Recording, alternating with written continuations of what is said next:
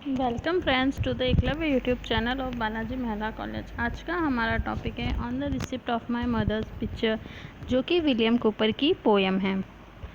हम इसका एक पार्ट पहले पढ़ चुके हैं। आज हम पार्ट 2 पढ़ेंगे, जिसके अंदर जो पॉइंट है, जिनकी माँ की डेथ हो चुकी है, वो उन्हें याद कर रहे हैं। अब आगे वो ये सब बता रहे हैं कि जब उनकी माँ की डेथ हुई तो उनका टाइम कैसे निकला, और वो जो पहले जहाँ रहते थे उस किस तरह रहते थे, उनका जीवन में मतलब क्या क्या करते थे, उनकी बचपन की यादें थी, वो सब इस पार्ट में बताया गया है, जो हम पढ़ेंगे। अब विलियम कूपर अपने बचपन के दिनों की यादें बता रहे हैं, जहाँ पर पहले वो रहा करते थे उसके बारे में वो बताते हैं।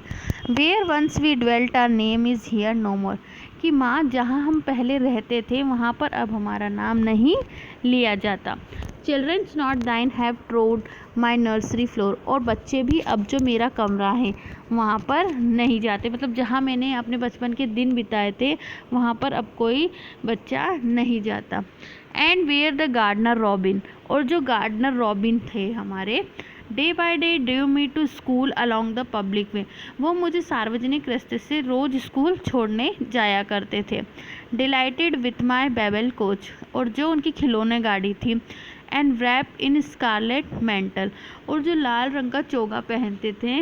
वार्म एंड वेलवेट क्राफ्ट, और मखमली टोपी लगाते थे। मतलब उन्हें स्कूल छोड़ने जाया करते थे वो लाल रंग का चोगा पहन के, मखमली टोपी लगाकर। उनकी जो खिलौनी गाड़ी थी उनके साथ खेलते हुए रॉबिन जो माली थे उनके, वो कूपर के साथ स्कूल को जाया करते थे। This now become a history little known, और अब ये सब बातें केवल एक इतिहास के रूप में थोड़ी सी रह गई है। That once we called the pastoral house our own, और पहले हम उस पेस्टोरल घर को, मतलब जो हमारा पुश्तैनी मकान था, उसे अपना घर कहते थे। Short lived position but the record fear, और ये सब क्या होती है, एक अल्पकालीन हमारी होती है, लेकिन जो ये रिकॉर्ड है अब वो स्पष्ट रूप से नज़र आ रहा है, मतलब ये सब चीज़ें अब मिट चुकी हैं। That memory keep of all thy kindness there, और ये जितनी भी यादें हैं वो तुम्हारी जो दयालुता है वो अभी भी रखती है। भले ये सब मेमोरी हमारे लिए मतलब लुप्त हो चुकी है, यादें सब ख़त्म हो चुकी है, लेकिन जो तुम्हारी काइंडनेस है माँ, वो आज भी मेरी याद में है।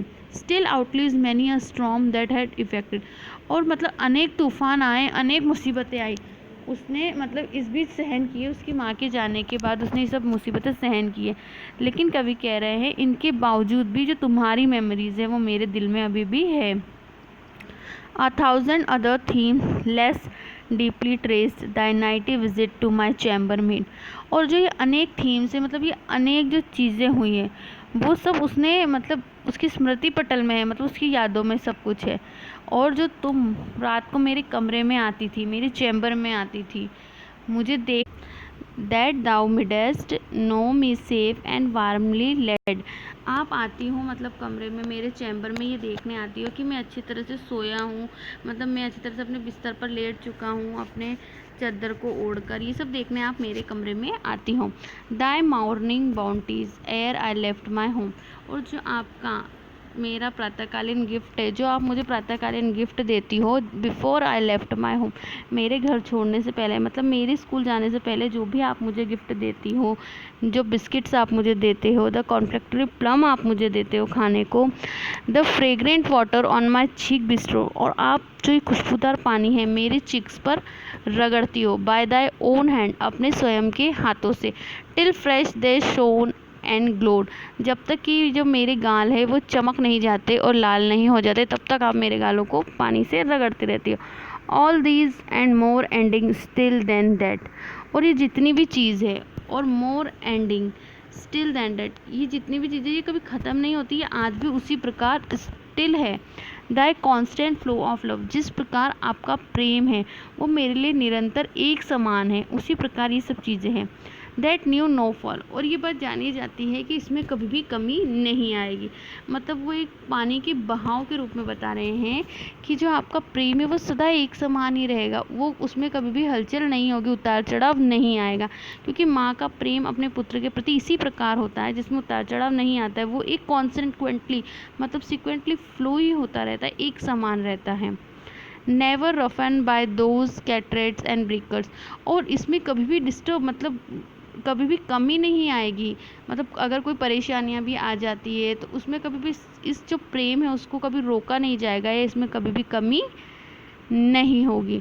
That humour interpose too often makes, और जो ये ह्यूमर है मतलब जो ये क्षणिक भाव है, ये सब जो ब्रेकिंग होती है हमारे जो प्रेम की माँ, ये कभी भी नहीं होगी। All this still label in memory space, और ये सब हमेशा क्या रहेंगे, एक मेमोरी में रहेंगे, मतलब हमारी यादों में रहेंगे। कभी भी इन चीज़ों को तोड़ा नहीं जाएगा, ये समाप्त नहीं किया जाएगा। And still to be so to my last age, और ये तब तक स्टिल यथावत रहेंगे जब तक मैं जीवित रहूँगा, तब तक ये सब चीज़ें यथावत रहेगी। Adds joy to duty make me glad to pay, और ये सब चीज़ें क्या कर रही है, मेरी जो ड्यूटी है उसमें जुड़ रही है, मेरी यादों में जुड़ रही है, और ये सब चीज़ें मुझे प्रसन्न करेगी कि मैं पे कर सकूँ। Such honour to thee as my numbers में, कि मैं इस प्रकार का जो ये ऑनर है आपको समर्पित कर सकूँ। माँ, ये सब चीज़ें मुझे यथावत याद रहेगी। Perhaps a frail memorial but sincere, not scorned in heaven through little notice here, कि शायद हो सकता है जो ये फ्रेल मेमोरियल है, मतलब ये छोटा सा जीवन है, मतलब कुछ कुछ यादें हैं, बट सिंसियरली, लेकिन ये बात मैं कहता हूँ अच्छी तरह से, वेल मेड तरीके से, कि इसको मतलब स्क्रोन नहीं किया जाएगा, मतलब इसमें कोई डिस्पाइज यानी नफ़रत नहीं की जाएगी। इन हेवन, मतलब जो ये स्वर्ग है गॉड के द्वारा, इस चीज़ में कभी भी नफ़रत नहीं भरी जाएगी। थ्रू लिटिल नोटिस हियर, यहाँ संसार में जो लोग हैं उनके द्वारा बहुत ही कम प्रशंसा की जाती है, लेकिन मैं जानता हूँ कि ईश्वर के द्वारा इस चीज़ को कभी भी नफ़रत की दृष्टि से नहीं देखा जाएगा।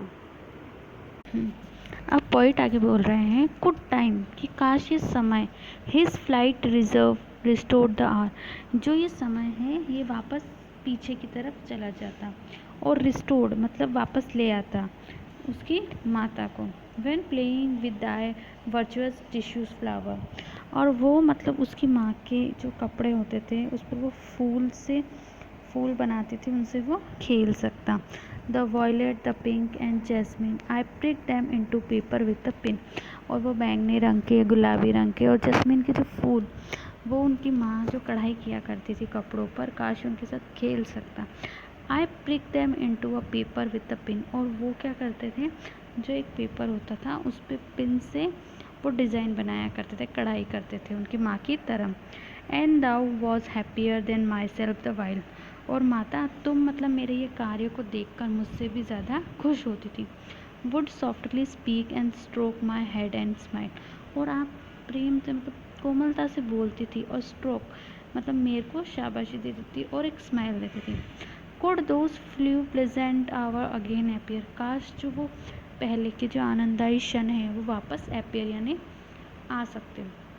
Might one wish bring them, काश मेरी एक इच्छा उन क्षणों को वापस यहाँ ले आती। Would I wish them here, क्या मैं मतलब ये इच्छा रख सकता हूँ कि काश वो क्षण वापस आ जाते, मतलब वो ये इच्छा रख रहे हैं कि उनकी माता वापस जीवित हो जाती और इस पृथ्वी पर लौट आती। I would not trust my heart, मतलब जो मेरा हृदय ये बातें कह रहा है कि आप वापस पृथ्वी पर आ जाती या हमारे साथ रहती, तो मुझे इन बातों पे ट्रस्ट नहीं करना चाहिए। द डियर डिलाइट, मतलब मैं ये चाहता हूँ कि तुम दोबारा जीवित हो, ये बहुत ही आनंद की बात है। Seems so to be desired perhaps I might, और ये जो इच्छा है मेरी बहुत ही प्रिय इच्छा है, मतलब मेरी डिज़ायर है कि शायद आप यहाँ होती, बट नो, लेकिन ऐसा नहीं होना चाहिए। What here we call our life in such, और यहाँ पे हम हमारे जीवन को क्या कहते हैं माँ। So little to be loved, यहाँ पे बहुत ही कम प्रेम है, मतलब इस संसार में बहुत ही कम प्रेम है। एंड दाउ सो मच, और तुम जो मुझे प्रेम करती हो, मतलब तुम्हारे अंदर बहुत अधिक प्रेम है, बट इस संसार में जो ये प्रेम है बहुत कम है। That I should ill require thee to concentrate, कि मेरी जो ये इच्छा है, ये मेरी ये बुरी इच्छा है कि मैं तुम्हें वापस मतलब आदेश दूँ कि तुम यहाँ आओ। दाई अनबाउंड स्पिरिट, की जो तुम्हारी मतलब फ्री स्पिरिट है, मतलब रिलीज स्पिरिट है, यानी खुली हुई जो आत्मा है उसको मैं दोबारा बाउंड करूं, मतलब दोबारा बांधूं। अब कवि यूँ कहना चाहते हैं कि उसकी माँ की मृत्यु हो गई है और वो स्वर्ग में है। उन्होंने अपने जो संसार का जो जीवन है उसकी यात्रा उन्होंने पूरी कर ली है। तो अब ये गलती होगी कि मैं उन्हें वापस पृथ्वी पर बुलाऊं और उनको जो उनकी खुली हुई आत्मा है, जो उनकी आत्मा रिलीज हो चुकी है इन सब पाप कर्मों से या अच्छे कर्मों से, जो दुख दर्द कष्ट है उनसे वो परे हो चुकी हैं, तो मैं नहीं चाहता कि अब वो वापस आए और इन सब चीज़ों में वापस बंधे।